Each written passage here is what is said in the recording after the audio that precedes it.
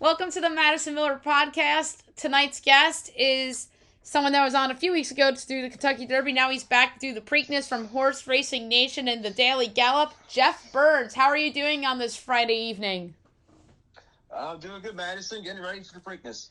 Yeah, it's going to be a fun race. But before we get into the Preakness, apologies to us for not going over the horses on the last show that were in line to race in case someone got scratched, because one of them was the Derby winner, Rich Strike. So we got to talk about Rich Strike and his journey. So what was your reaction to Rich Strike's big upset at 80-1 to steal that Kentucky Derby?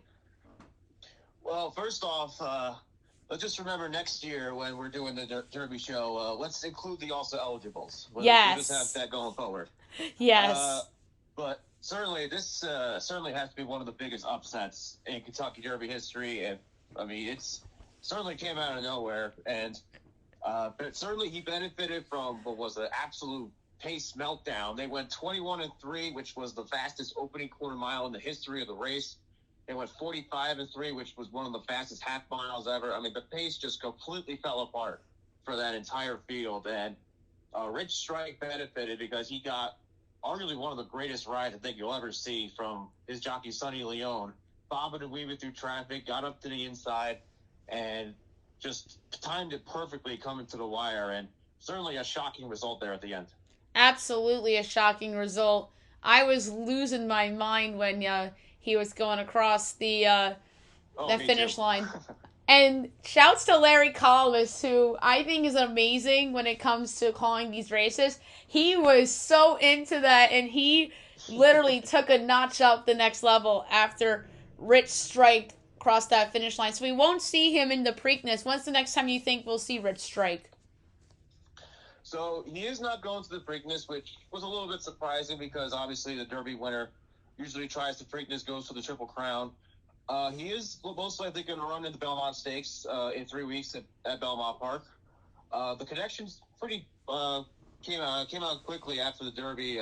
Said they were going to skip the Preakness because ultimately they decided no matter how the Derby went, whether they won or whether they finished 9th or 15th, whatever, they decided, listen, we're going to run the Derby, see how we run. We'll skip the Preakness and point for the Belmont. Now, I don't think the connection is expected to win the race at 80-1, but after that, certainly it was very surprising. Honestly a little disappointed he's not going to run the Preakness. I mean, I can understand it. They want to protect the horse, make sure he's in good form going into the Belmont, but yeah, really, honestly, it's disappointing. I wish he was running this weekend. Oh, I wish he was running this weekend too. I think it would have been a huge deal if he was. So let's get into the 9 horses here for the Preakness. And the number 1 horse is Simplification. I believe we saw him in the Derby. He's 6-1 on the morning line. Tell us about Simplification. So yeah, Simplification did run in the Derby, and honestly, I think that was the best race he ran in his career. I remember a couple weeks ago I told you on your podcast that he was going to have to run, honestly, the fastest race of his life, and he certainly did.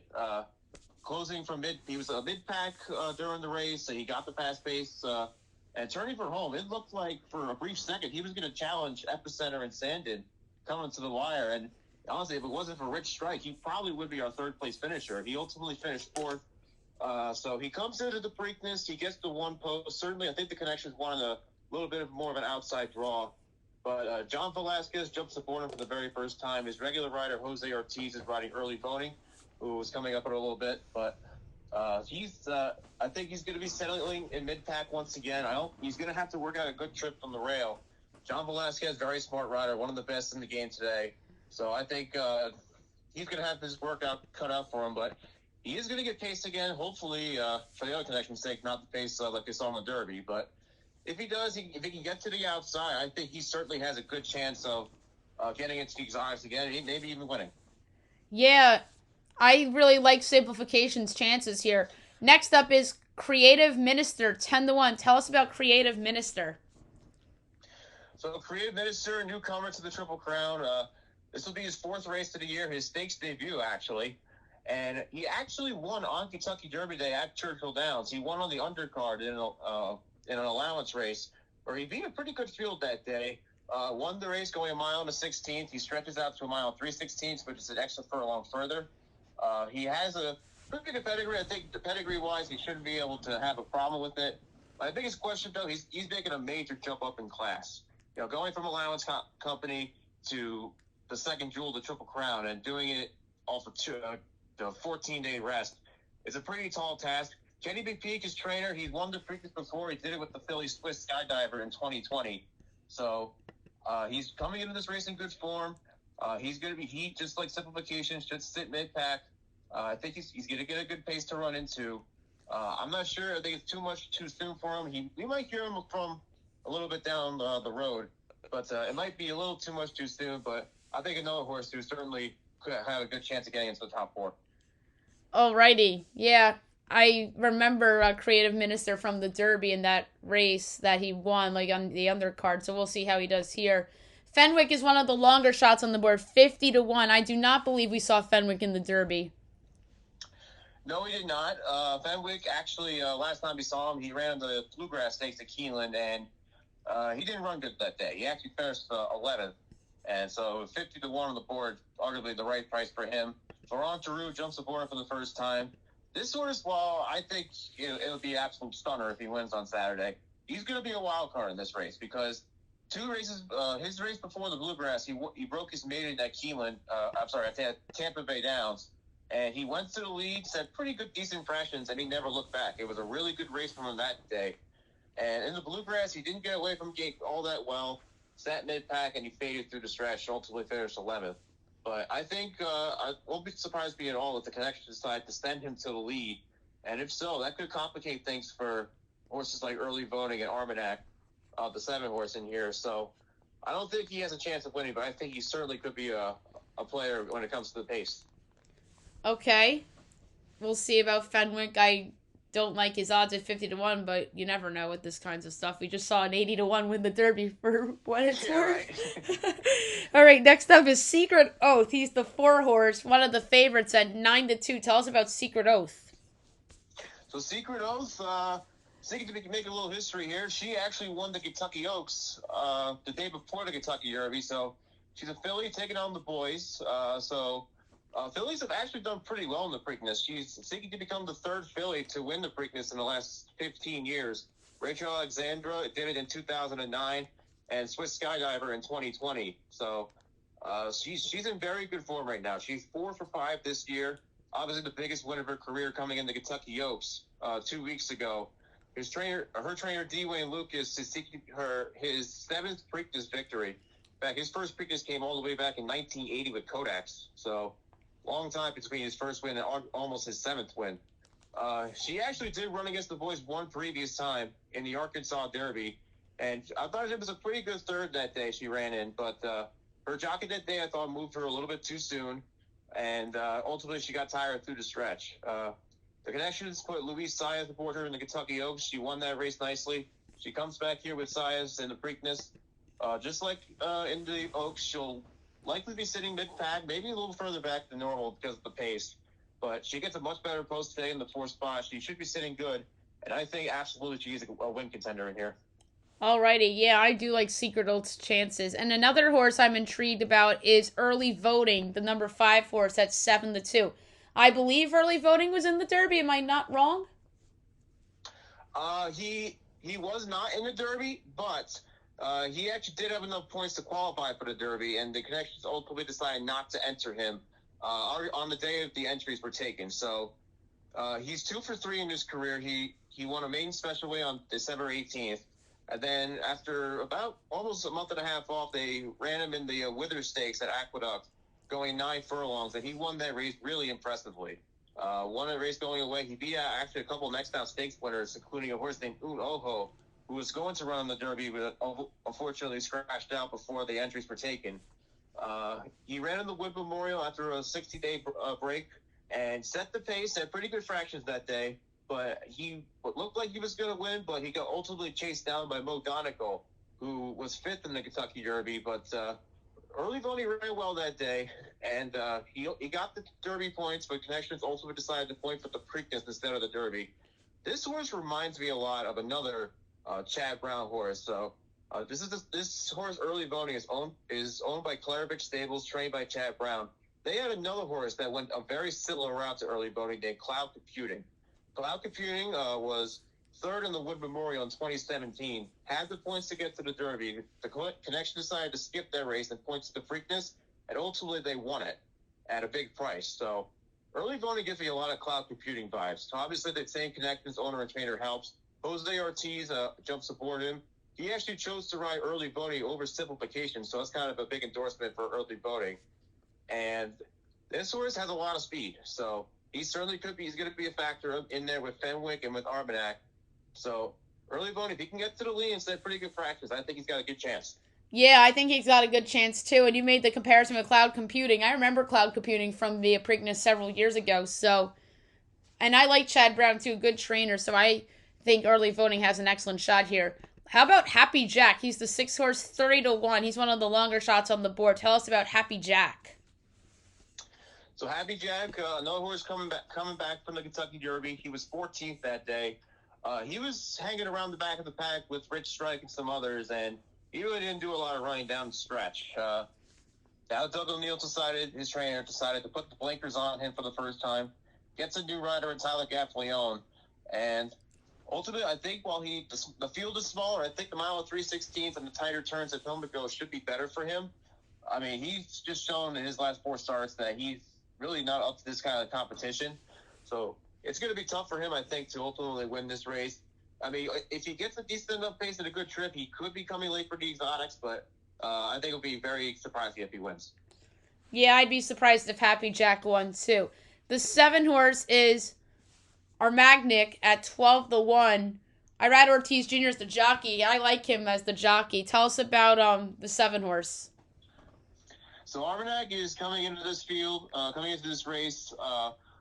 Just like some others in here, he won an allowance race on May 8th. So just a little over a week and a half ago at Santa Anita, went to the lead, never looked back.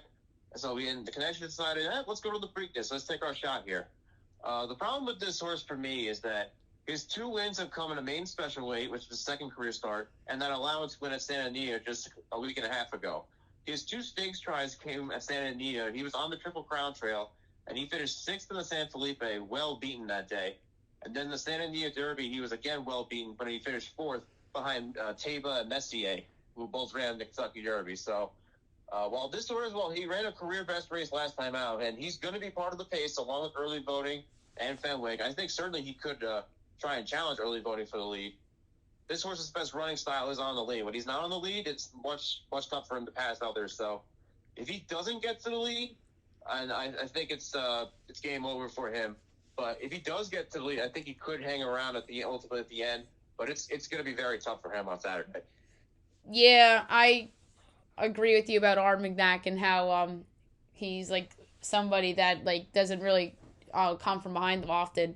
8 Epicenter. We remember him from the Derby. I believe that's who I picked him to finish in 3rd, if I'm not mistaken. 2nd or 3rd. I know I picked Messier to win the Derby.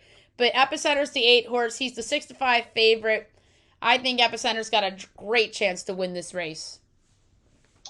Well, I do too. First off, I think we both picked Messier, and that didn't really turn out well for us either. So nope. I think I had Epicenter finishing 2nd in that race. But so anyway, and honestly, 9 times out of 10, if it wasn't for that late run by Rich Strike, we would be talking about Epicenter as the Kentucky Derby winner. I mean, he got a great ride from Joel Rosario that day. He sat off the pace. He got the inside trip, turning for home. And when he took the lead, it looked like he was going to run away with it. Then Zandy came on and challenged him. He gamely held him off. It looked like he had the race won until those last 50 yards when Rich Strike just came out of nowhere and got him at the end. So certainly it was disappointing he got 2nd, didn't win the race. But from talent standpoint and from recent form, Epicenter, I think, stands above everybody in this field. He's coming into this race in good shape right now. Seems to be adapting to Pimlico very well. Honestly, if he runs the same race he ran in the Kentucky Derby, I think everyone else is running for 2nd. Joel Rosario is back aboard, and for Steve Atkinson, who's won the Preakness twice. Epicenter certainly he's going to be a heavy favorite in this spot, and deservedly so. Absolutely, and he does, like you said, deserving big favorite. And then the last horse in this race, the 9 horse, Skippy Longstocking. He's a 20-1 shot here. Tell us about Skippy Longstocking. Well, okay. Well, first off, it's a great name. I absolutely love the name. Me Skippy too. Longstocking. But this horse, just like early voting, is coming out of the Wood Memorial. He was third that day. Even he actually went off at a pretty decent price and finished third. This horse is kind of a mid-pack to late closer. His trainer, Savvy Joseph, he actually had, just like early voting, had the points for the Derby, but ultimately decided, hey, let's go to the Preakness, where you might have a better shot at there than in the Kentucky Derby. So the Wood Memorial was his first race outside of Gulfstream Park all year long, and he actually ran really well that day. So I think with a decent enough pace, with a decent enough trip, Junior Alvarado jumping aboard him, he's going to have to navigate a good trip. He's going to be coming late. Question is the 9 post going to compromise him a little bit? Does he have the class and talent to get it done? I'm not sure, but I think he definitely could be in play for the top 4. I think that he is an interesting call for a top 4 if you want to do a exacta with the 4 Absolutely. horses.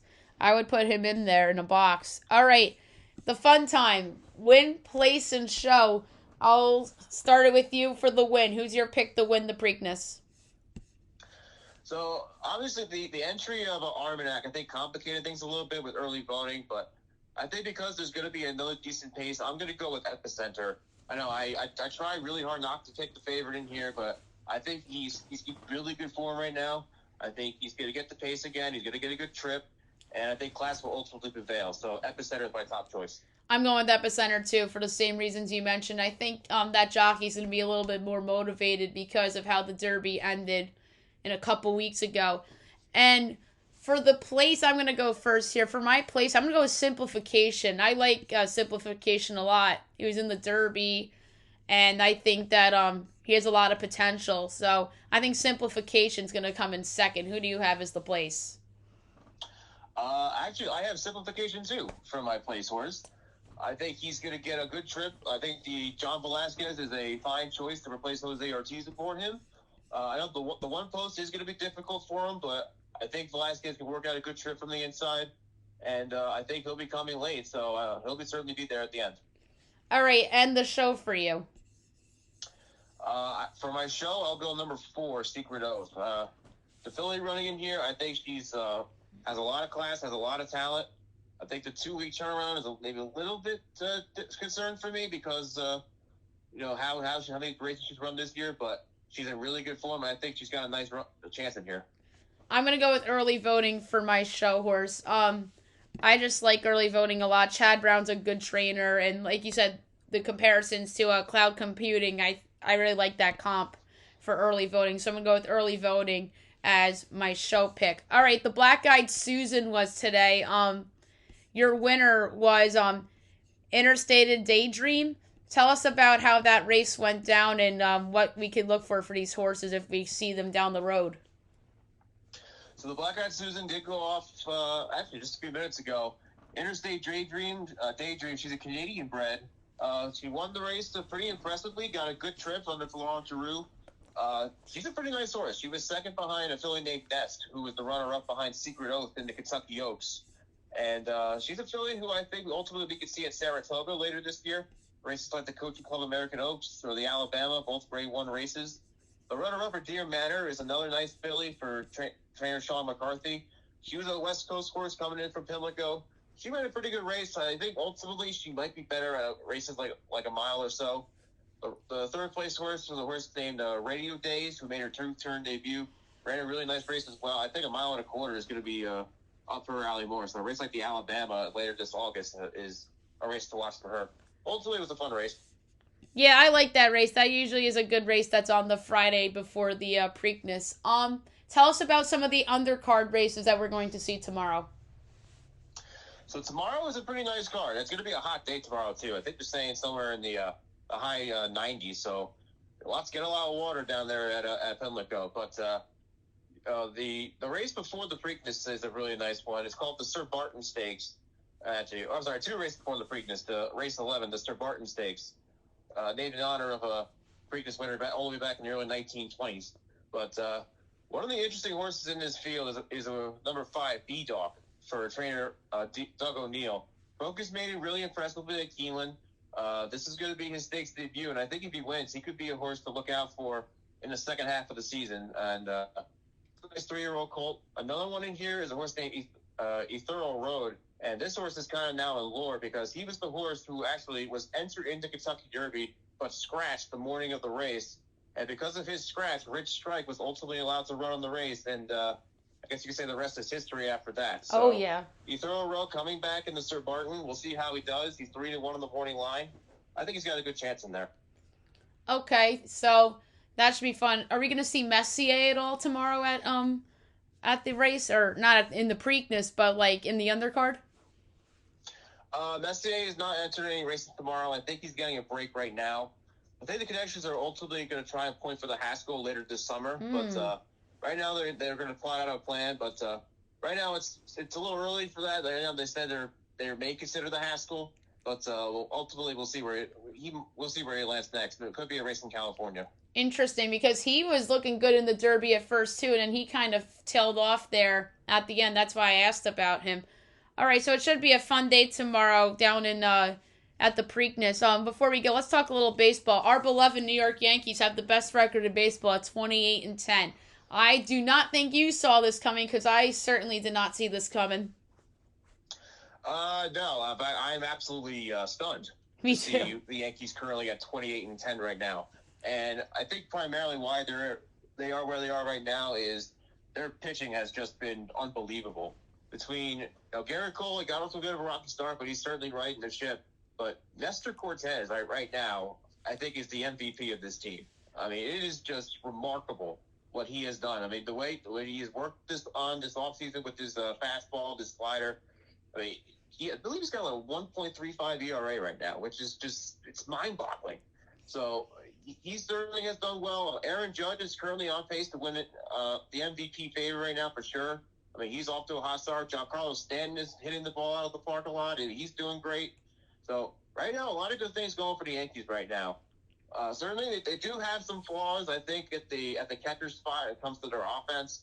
And I know Joey Gallo and Aaron Hicks have got to get it going sooner or later, hopefully.